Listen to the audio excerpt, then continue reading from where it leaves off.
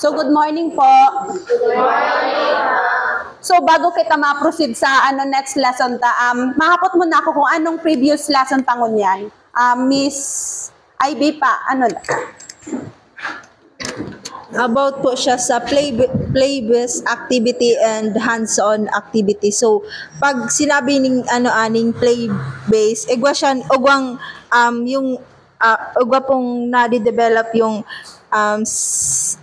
fine motor and psychomotor, while the hands-on lang is a fine motor. So, thank you po.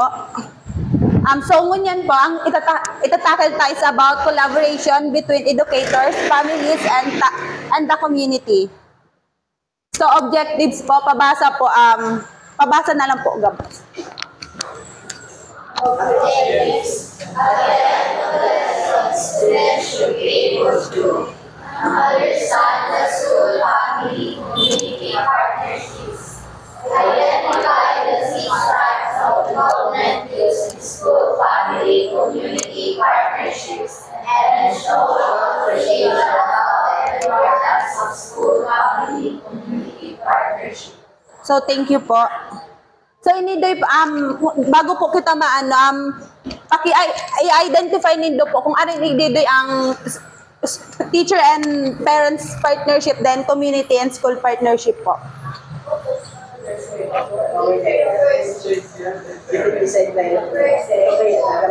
Ang arin po.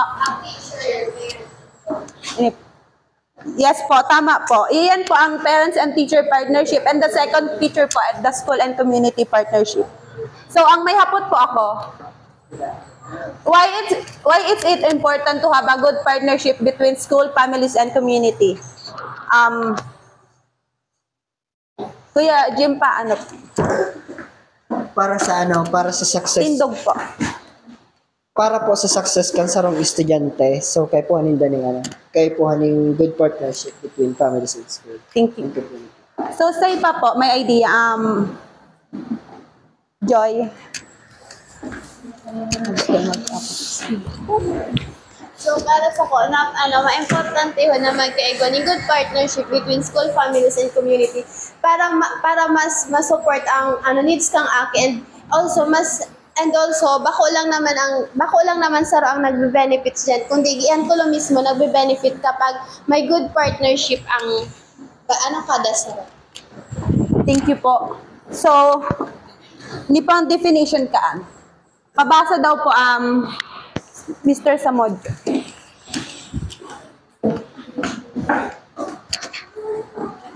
A strong partnership between school, families, and the community is essential for children's success and well-being. When families and the community are involved in education, students achieve higher grades, attend school more regularly, and stay motivated to learn.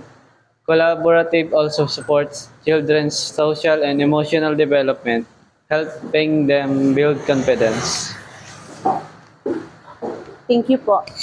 So, igdidoy po, once na ugwang collaboration ng teacher, ang school, and community, mas nakakatabang po para sa success kang aki sa learning ninda, and dahil sa collaboration nga po nindan tulo is, mas nakakabuild po ito sa student na ma-build sa social and emotional, para magkaugwas sindang confidence sa sarili ninda para makipag-interact sa classmate ninda or sa environment ninda. So, ini po ang 6 types of involvement. First, parenting, communicating, volunteering, and learning at home, decision making, and collaborating with the community. So, first, ang itatakil tapo mo niyan is about parenting. Pabasa daw po, Ate Rosel.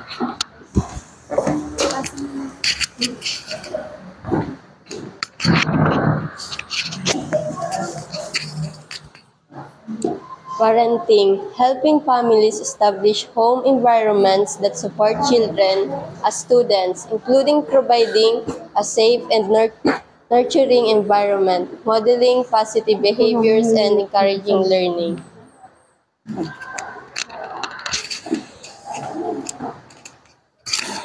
So, thank you po. Parenting. So, igidoy po, dapat tabangan pa po ang families na na maging maray po ang environment nida sarong para matabangan nida ang mga akin na sa pagklase ninda para magkaugwas indang involvement sa pag-adal kang mga akin ninda. So, para mas mamotivate ang mga akin na mag-adal. So, next po is communicating. Pabasa po Miss Doran.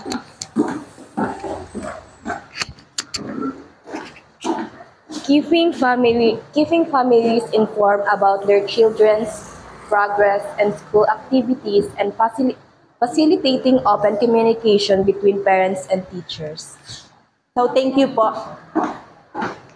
So, ididoy po sa communicating, dapat po tataw kita makipag-communicate sa parents na maayos po, and dapat po ididoy po na-inform ka ang parents sa progress or sa mga nangyayari sa akin ninda para sinda mismo aram ninda kung ano dapat itabang ninda sa akin para mas mag-grow ang akin ninda sa school or bilang individual. So, next po is volunteering. Pabasa daw po Miss April po. Volunteering, engaging parents and community members in school activities such as classroom volunteering, fundraising, or supporting school events. So, thank you po. So, hindi naman po dapat yun nga ni po, dapat ang parents is dapat, and the community, dapat po involved sinda sa school activities para mas maging magayon ang school taan, para mas mas madagdagan ng resources para sa akin, para sa education ka mga akin na para mas sinda masakitan kung sa basin da mahanap ng resources para sa pag-adal ninda. So next po is learning at home. Pabasa daw po Miss Janice.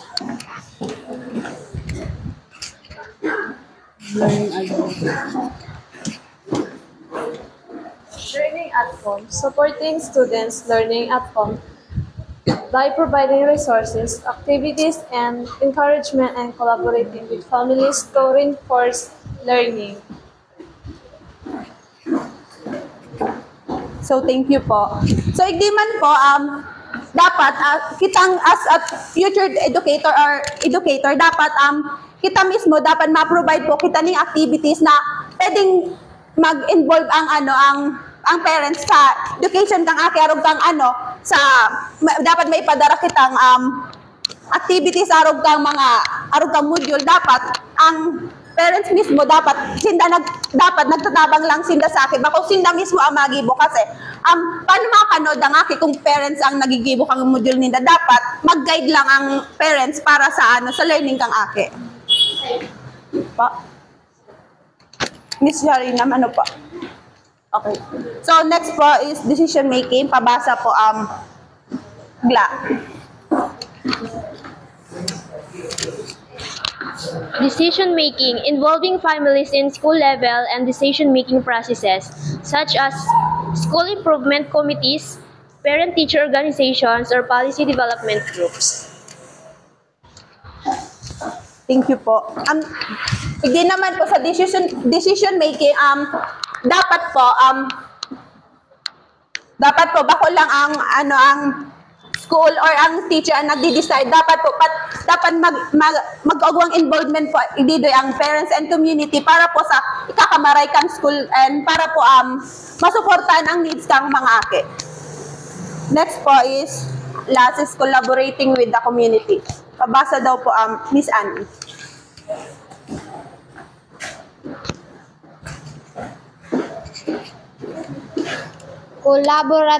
Collaborating with the community, connecting the school with community resources to enhance learning opportunities and support students and families. Ano po pagkaintindi mo sa binasa mo po?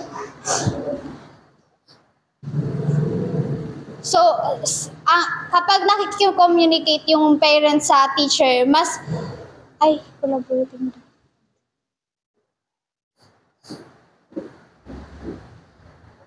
Kapag nakikiconnect yung school sa community, mas dakula yung mas naiinan, so collaboration na nangyayari between the families in the community. Thank you po.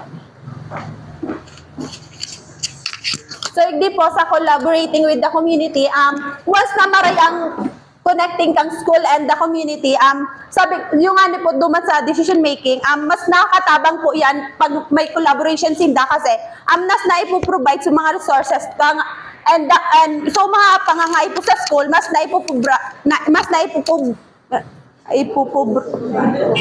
provide kasi dahil nga kasi once na ang school kaya mayong communication or mayong collaboration ng school and the community nasasakitan ng school na i-provide sa mga pangangaipo kasi dahil man ang school dahil man kaya ang school kaning sapat ang pundo ninda para mai-provide sa ibang resources, so dapat talaga may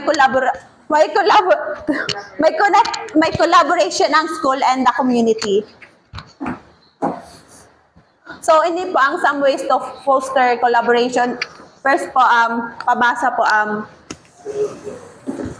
Miss Jill.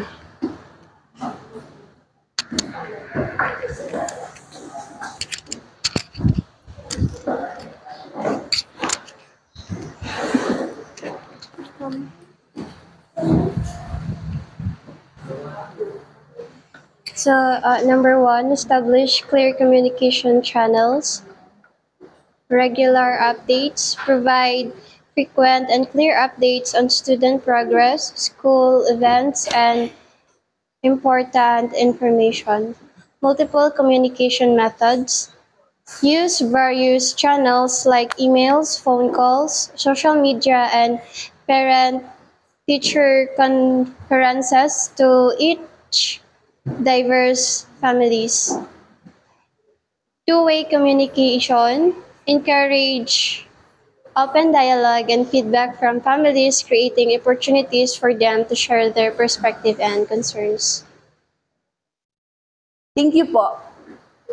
So, dito po sa number 1, the subtopic dito po is the regular updates. So, dapat po, regular kita nag-update sa parents sa progress kang student sa akin nindas para mas inform nga ni po sila, para mas matabangan nila ang akin nila sa learning.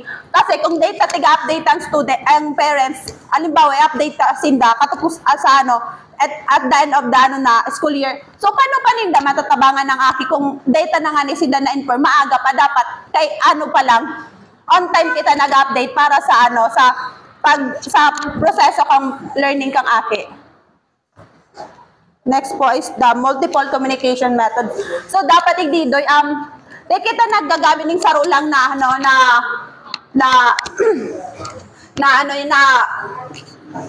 pang-communicate, dapat ginagamit ang kasi ang ibabaga ng ugwa naman sindang Facebook account or may mga phone naman sindang so dapat igdidoy dahil lang through face to face ko kasi kung halimbawa mas talaga mas maray ang face to face pero ang iba kay din nakaten, so dapat tato kita mag-adjust, dapat sabi nga ikaw teacher dapat is flexible, so dapat igdidoy tato kita makipag-communicate through online.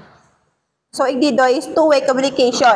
So, igdidoy naman po, dapat, dahil lang kita magamit ng sarong dialogue, so dapat kita mag-adjust kasi ang iba, data man sa di-discourage or ang ibang parents, pero ang iba kaya po, di na maintindihan ibang languages, so dapat po, kita aramon tang feedback, background nila, para mas aram ta kung paano sila i-communicate properly.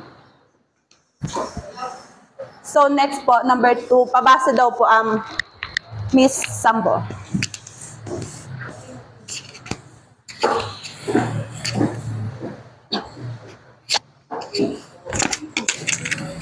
Create a welcoming environment.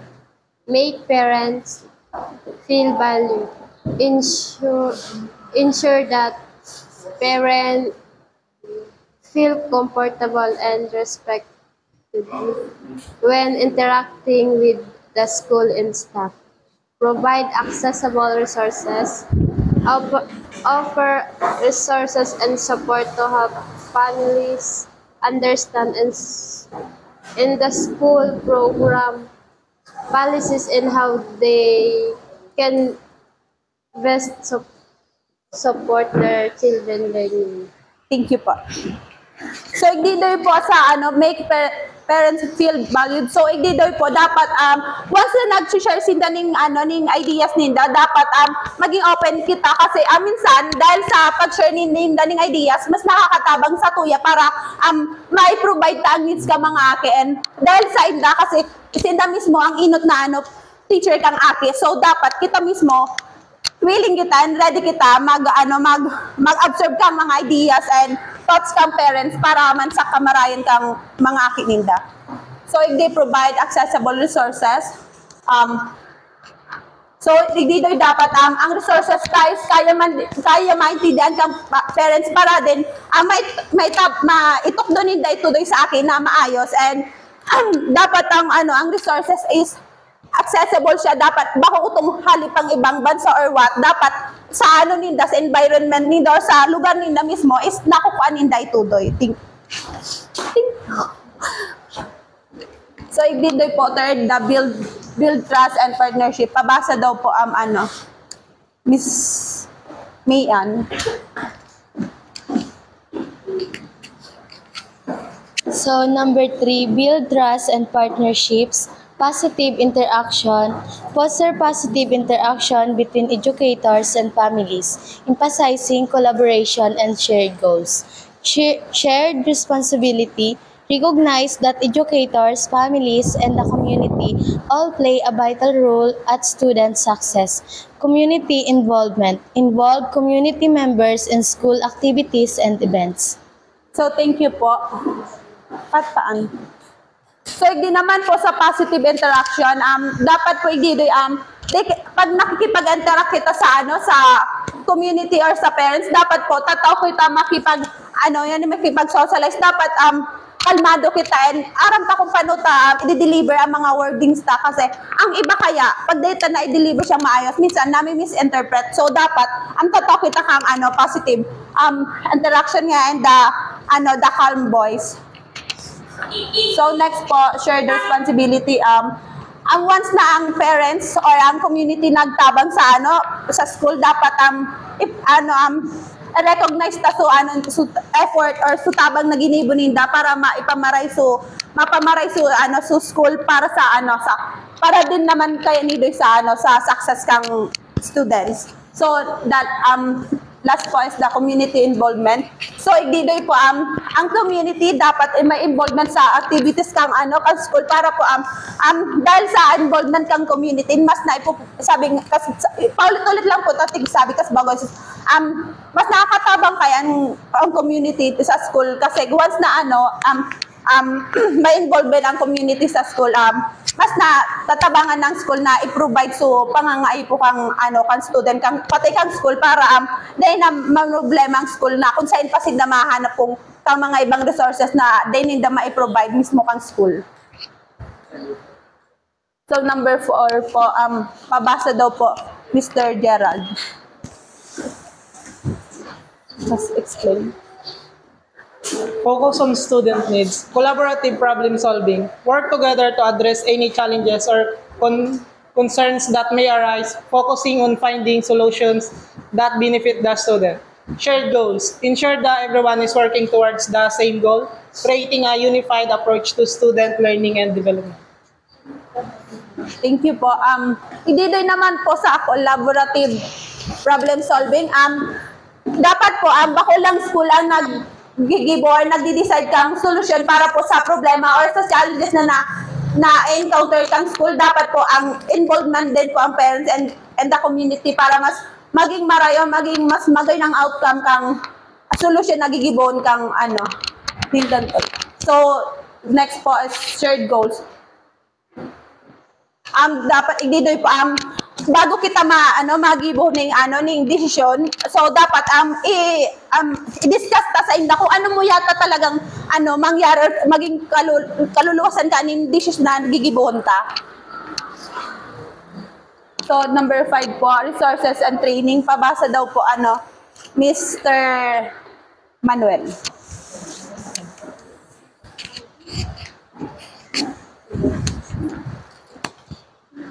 Provide training for educator on effective family engagement, practice, and strategies. Day pa tapos. Yan pa? Yan gawas? Share resources. with, with families to help them support their children learning at home, such as reading, list learning, games, and website. Seek community resources. Identify and connect families with communities resources that can support their needs, such as tutoring programs, childcare, and social service. So, thank you po. So, leader po, provide training. So, dapat ang educators po nag-attend ng training or seminar para po mas may provide ninda so pangangay po kang student and para po aram ninda kung paano talaga makipag-communicate ning maayos sa family. Tapos sa shared resources po, natahalta naman. So, ang next po is seek community resources para raw lang duman sa sa inot na tig-discuss. So, igidoy pa, may question ako sa inyo. So, you as a future early childhood educators, how can you build strong, trusting relationship with families from the start of the school year? Isay po may idea about igidoy sa question ko number 1.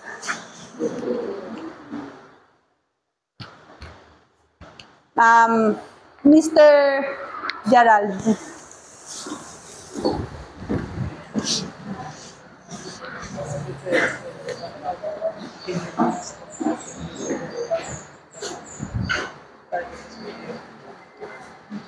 Para magkaigwa ng strong relationship sa families, bago mag-start, i-inform mo na ang parents na ang families, kang mga manonood kang akin ninda sa imo and ano pa? Magkaigwa ka ning goals para sa akin ninda and ipahiling mo sa families na igwa kang care sa akin ninda and sa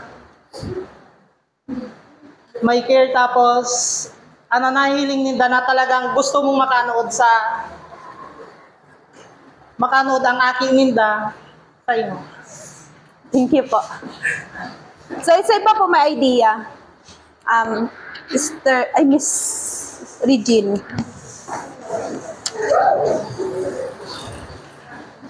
As a future early childhood educators, siguro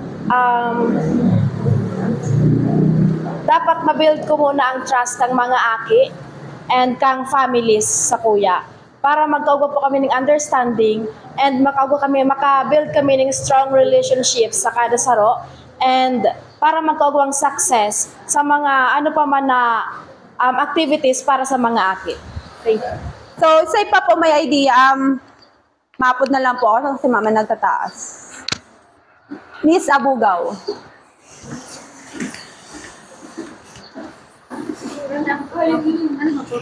Ayan, number 1. Number 1 para sa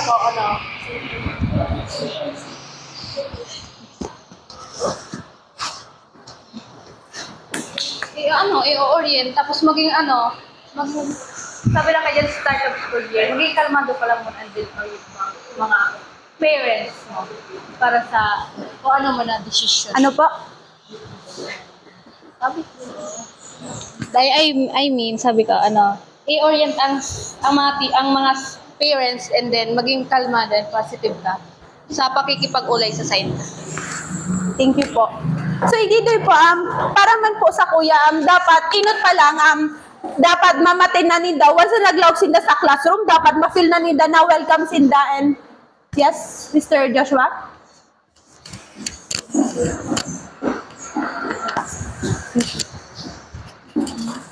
As a future childhood educators, first, send meetings from sa parents para magkaigwaning dikit na ulay and inform ang parents so anong possible outcome sa mangyari sa student para magkaigwaning trust and in the very first place pa lang dapat may igwa kitang welcoming environment sa sa parents, so that maka-build ning huge strong relationship between family sa parents and teacher. Yun man lang.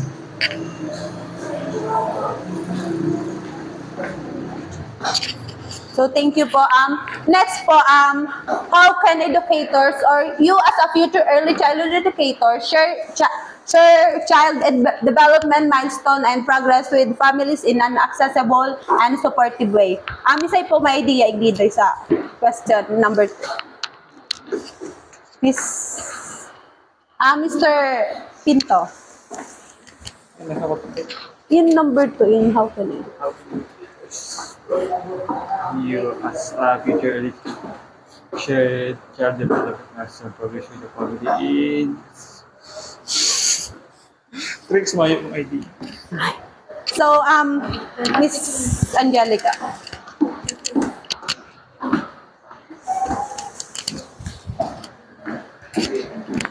So as an early childhood educators, siguro makakapag-share kita ng progress or milestone kang sarong akit through a progress report baga na tiga-apod sa loob kang classroom, which is yung teacher ang nag-facilitate is tigduman sa pag-facilitate na tong parang meeting is doon nagkakaiba ng opportunity para mai-report niya yung mga progress ng bata or yung milestone and then yung mga dapat na i-improve pa ng bata sa school year na ito or sa day na ito. So thank you po. Mr. Trillanes.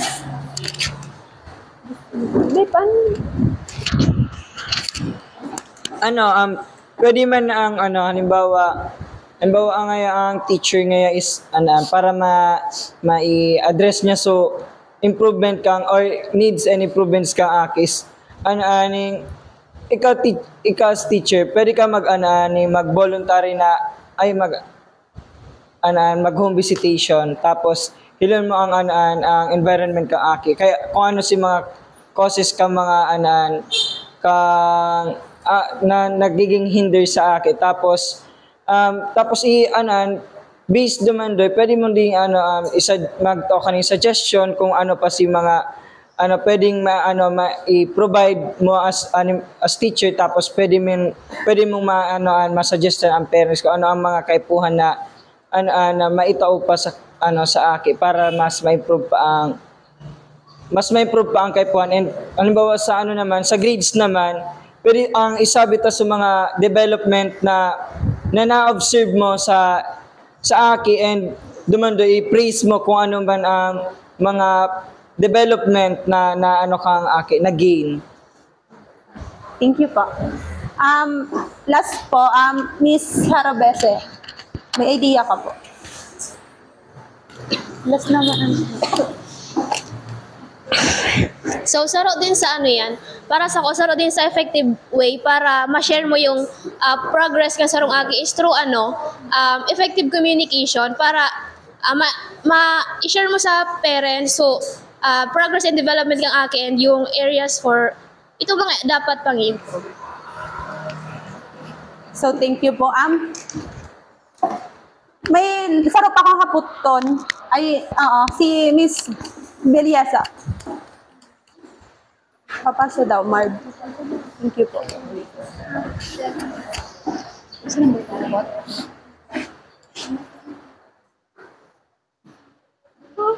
Siguro dyan, as a future educator, makaka-share kita ng progress sa parents through collaboration. First po, kapag available ang parents na sa meeting, magibo po kita ng way kung paano ta mag-communicate or makakaulay ang sarong parents para ma-inform ta sinda sa progress kang sarong aki. Thank you po.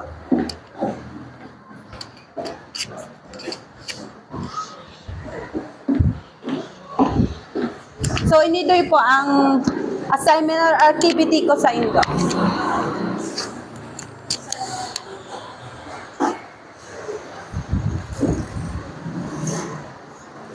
Thank you po. Ay.